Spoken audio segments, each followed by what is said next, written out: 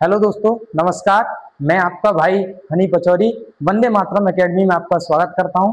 आज हम जानना चाह रहे हैं कि सरदार वल्लभ भाई पटेल ने 565 रियासतों को एक कैसे किया था। आप जानते हैं कि हमारा देश आजाद 1947 में हुआ था। कितने में हुआ था? 1947 में हुआ था। 1947 में आजाद हुआ था देश। तब ये ऐलान कर दिया गया कि जिसको भारत में रहना है भारत में रहे, जिसको पाकिस्तान जाना है पाकिस्तान चला जाए।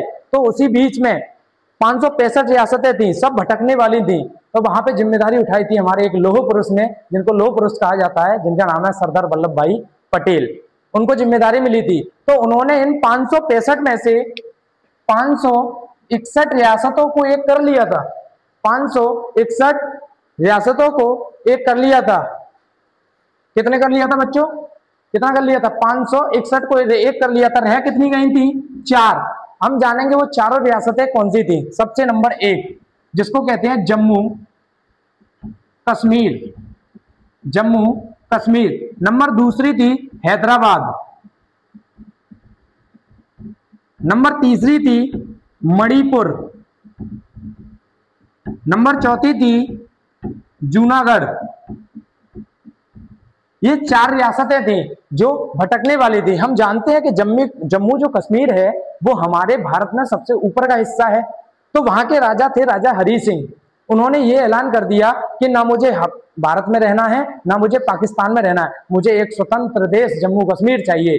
तब हमारे भारतवासियों ने भी, हमारे पटेल साहब ने, पंडित नेहरू जी ने ये भी सोचा कि चलिए ऊपर का हिस्सा है, अलग हो भी गया तो क्या फर्क पड़ रहा है, अलग हो भी गया तो क्या फर्क पड़ रहा है कि ठीक है तुमको जैसी इच्छा हो वो कीजिए। तुरंत ये बात पता पड़ती है पाकिस्तान को। पाकिस्तान तुरंत मार लगाना चालू करती है। किसमें? जम्मू कश्मीर में। जम्मू कश्मीर को जब खदेड़ा जाता है तब भाग के राजा हरि सिंह कहां पहुंचते हैं? सरदार वल्लभ भाई पटेल के पास। उनसे कहते हैं बाबूजी बचा लो कि बहुत मार रहे हैं, छोड़ना रे, बहुत मार रहे हैं। तब पटेल जी कहते हैं कि और ले, हमने तो उसे कही कि शामिल हो जा, कि जी आप जैसो कहोगे वैसो मैं तैयार हूं तुम्हारे संग। कि उसके लिए सरदार पटेल और नेहरू जी ने ये कहा कि तुमको विलय पत्र पर साइन करना होगा।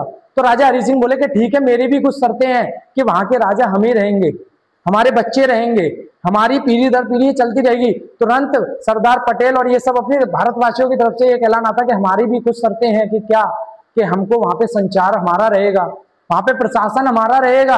अच्छा एक बात बताइए कि जो प्रशासन हमारा है उसका फायदा क्या था? उस टाइम के लोग बहुत पढ़े लिखे थे। आज की डेट में हम अपने जिले से दूसरे जिले जाके तैयारी नहीं कर पा रहे हैं। उस टाइम पे हमारे भारत के गांधी जी ये सब लंदन जाके पढ़ के आ रहे थे। सोचिए क्या होगा। ठीक है, तो उन्होंने अपना दिमाग जो लगाया वो काम सन 2019 में आया। सन 2019 में जम्मू कश्मीर से 370 हटाई गई। उसका कारण क्या था? उसका कारण था कि वहां पे प्रशासन हमारा था, सब कुछ हमारा था, इसलिए हमने वो हटा दी। नहीं तो 2019 से पहले वहां का झंडा अलग था, वहां हम लोग जाके जमीन नहीं खरीद सकते थे। तो उसी प्रकार से सबसे पहले किसको एक किया गया? जम्मू कश्मीर। क्वेश्चन पूछता है कि बताइए कि 565 रियासतों में से जम्मू कश्मीर को एक कैसे किया गया? तो हम कहेंगे विलय पत्र पर साइन करा के। किस पे? विलय पत्र पर साइन करा के। किसने साइन किए थे? राजा हरि सिंह ने। वो उस समय वहां के राजा थे। अच्छा दूसरी बात आती है हैदराबाद की। हैदराबाद में मुसलमान आबादी थी, वहां का राजा भी मुसलमान था। वो ये कह रहा था कि मुझे पाकिस्तान में शामिल होना है। अब आप एक चीज बताइए, हम जानते हैं कि हैदराबाद जो है यहाँ पे तेलंगाना है, इस तेलंगाना के बीच हैदराबाद है। इधर क्या है? बांग्लादेश, जिसको पहले पूर्वी पाकिस्तान बोला जाता था। इधर क्या है? पाकिस्तान। अब ऐसे हिस्से को हम कैसे इधर पहुंचाएं?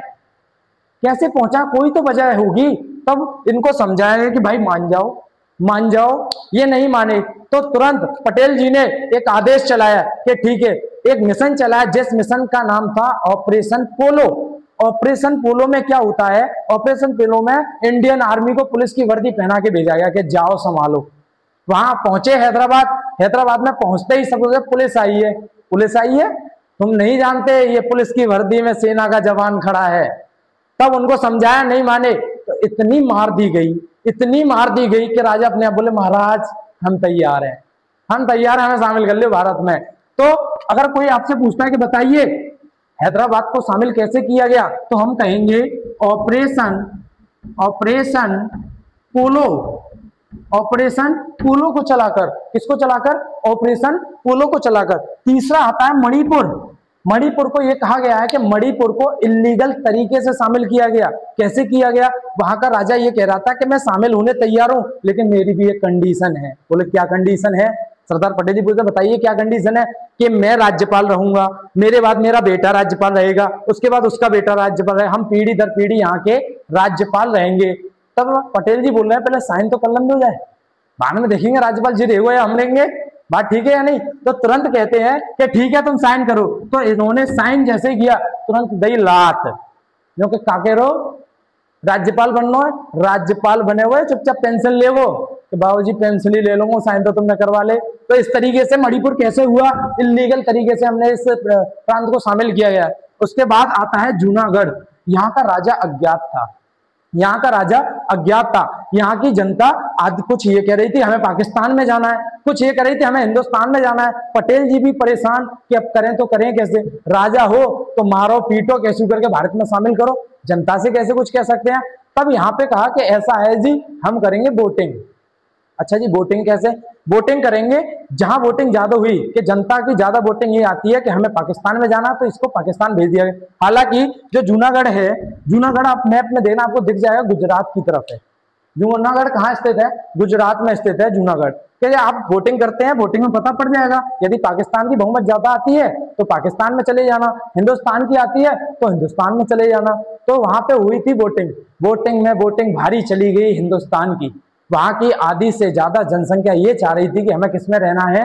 हिंदुस्तान में रहना है। अच्छा हिंदुस्तान में रहना, तुरंत फिर नेहरू जी और पटेल जी आगे आगे बोले सुनो अब ऐलान किया जाता है कि यहाँ वोटिंग हुई और वोटिंग होके ये पता चला है कि किसमें रहना है, हिंदुस्तान में रहना। अब कोई तेज मत चल जाना, अब तेज चले तो अब मार दी जाएगी, साफ सीधी बात है। अगर पूछेगा बताइए जूनागढ़ को कैसे एक किया गया, तो मेरे भाई जनमत संग्रह, समझ में नहीं आया? जनमत संग्रह ये वही है जिसको हम ठप्पा लगा के आते हैं, आंख मीच के वोट दे के आते हैं, ठीक है। जनमत संग्रह मतलब वोटिंग, जनता के द्वारा चुना जाने वाला होता है ना, ऐसी जनता के द्वारा इस समय चुना गया था कि हमें भारत में रहना है। क्लियर? अगर क्वेश्चन पूछता है कि बताइए उस समय रियासतें टोटल कितनी थी, तो जी 565 रियासतें थी। कितनी थी?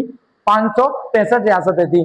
कि बड़ी मुशक्कत के बाद सरदार पटेल साहब ने कितनी एक कर ली थी? 561। अच्छा रहने वाली कितनी थी? कितनी थी जी? 4 थी। कौन कौन सी? जम्मू कश्मीर, हैदराबाद, मणिपुर और जूनागढ़। जम्मू कश्मीर, हैदराबाद, मणिपुर और जूनागढ़। जम्मू कश्मीर को कैसे शामिल किया गया जी? विलय पत्र पर साइन करवा के। किस पे साइन करवा के? विलय पत्र पर साइन करवा के। हैदराबाद को कैसे किया गया? ऑपरेशन पोलो को चला के, ऑपरेशन पोलो को चला के। मणिपुर को कैसे शामिल किया गया? इलीगल तरीके से। साफ कहो इलीगल। बाटन कौन सा लीगल इलीगल दिख रहा हो? पहले तो ये दिख रहा हो कि कैसे ही भारत एक हुआ, कैसे इलीगल तरीके से। जूनागढ़ को कैसे किया गया? कि जनमत संग्रह के द्वारा। आप समझिए इलीगल आपको ये लग रहा होगा, उस समय क्या था? रियासतें 565 थी। अगर मान के चलिए मैं ये कहूं आज की डेट में भारत में 28 राज्य हैं और 2800 राज्य ये कहें कि हमें अलग होना है, तो भारत के 28 टुकड़े हो जाएंगे। उस समय उसी प्रकार से 565 रियासतें थी। अगर ये सभी अलग अलग अपने मन की करती तो आज भारत नहीं होता, भारत के 565 टुकड़े होते। इसी वजह से हम आज अपने सरदार वल्लभ भाई पटेल को लौह पुरुष के नाम से जानते हैं। और ये क्वेश्चन उत्तर प्रदेश पुलिस में भी पूछा गया था कि बताइए लौह पुरुष के नाम से किसको जाना जाता है? तो आज लिख लीजिए आप कि सरदार पटेल, ये रहे हमारे सरदार पटेल, सरदार वल्लभ भाई पटेल। इनका उपनाम है, उपनाम इसको किस नाम से जाना जाता है? लौह पुरुष। किस नाम से? लौह पुरुष। तो ये छोटी सी जानकारी थी मेरे भाई आपके लिए कि सरदार वल्लभ भाई पटेल ने 565 रियासतों को एक कैसे किया। अगर आपको ये मेरी जानकारी अच्छी लगी हो तो इस वीडियो को लाइक करें, शेयर करें, सब्सक्राइब करें। शेयर करना जरूर है क्योंकि मैं ये चाहता हूं कि सब तक ये जानकारी पहुंचे और आगे मैं जो कुछ भी दूं आप सब तक पहुंचे। तो उसके लिए बेल आइकन जरूर दबाएं। जय हिंद, वंदे मातरम।